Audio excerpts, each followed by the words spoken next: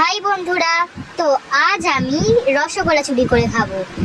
তো চলো, আমি এসে গেছি আমাদের প্রিয় রান্নাঘরে।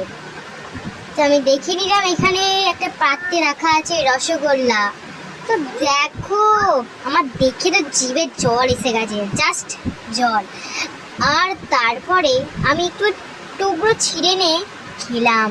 আহ, কি সুন্দর। মাকে বলবো?